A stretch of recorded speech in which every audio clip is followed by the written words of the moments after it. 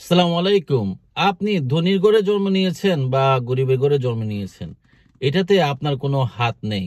আপনি শিক্ষকের ঘরে জন্ম নিয়েছেন না কৃষকের ঘরে জন্ম নিয়েছেন, এটাতেও আপনার কোনো হাত নেই। কিন্তু আপনি নিজেকে কিভাবে গড়ে তুলবেন, এটা কিন্তু কমপ্লিটলি আপনার উপরে নির্ভর করে।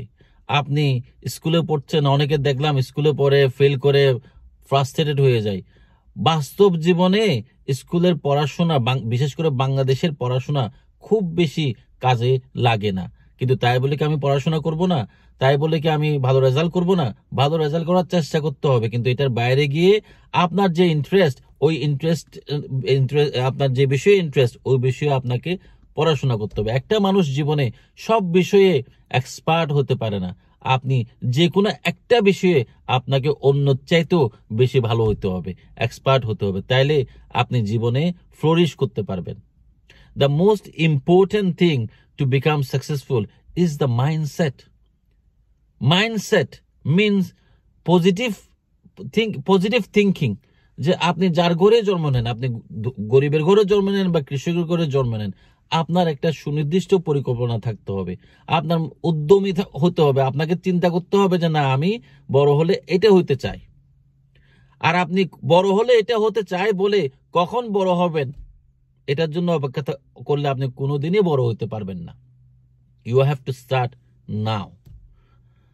একটা মানুষ দেখলাম কিছুদিন আগে নিউজ চ্যানেলে, একজন রিক্সা চালক ছিল, সে নিজে রিক্সা চালাতো এবং সে এখন 16টা রিক্সার মালিক। এখন সে ওই 16টা রিক্সা ভাড়া দিয়ে চলে। অর্থাৎ তার মাইন্ডসেট, সে যেহেতু রিক্সা চালাতে পারে, তার মাইন্ডসেটে ছিল যে আমি একসময় অনেকগুলো রিক্সার মালিক হব। So that is his limit. ওনার ওনার জায়গাতে উনি ঠিক আছে, উনি ওনার জায়গা থেকে উনি ওনার সর্বোচ্চ পর্যায়ে পৌঁছেছে। বাট উনি কি আরো বেশি বেটার চিন্তা করতে পারতো? উচিত ছিল? চেষ্টা করলে কি সম্ভব ছিল? সম্ভব ছিল। এই জন্য মাইন্ডসেট থাকতে হবে অনেক উপরে।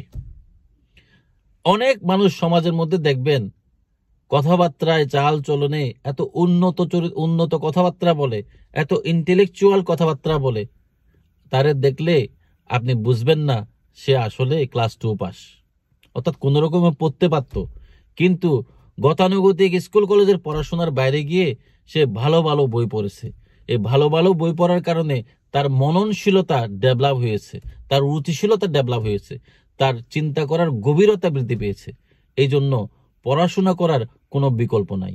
ফেসবুকে ছোট ছোট রিল দেখে আপনি কখনোই আপনার জীবন মান উন্নত করতে পারবেন না। আপনাকে অবশ্যই ভালো ভালো বই পড়তে হবে। সেকেন্ড থিং হচ্ছে, আপনি ওই যে বললাম, আপনি যদি রিক্সা চালিয়ে যদি আপনার কেরিয়ার শুরু করেন, বড়জোর আপনি কয়েকটা রিক্সার মালিক হতে পারবেন। এই জন্য আপনাকে বড় হতে গেলে একজন বড় মানুষের কাছে আপনি ছোট কাজ করেন।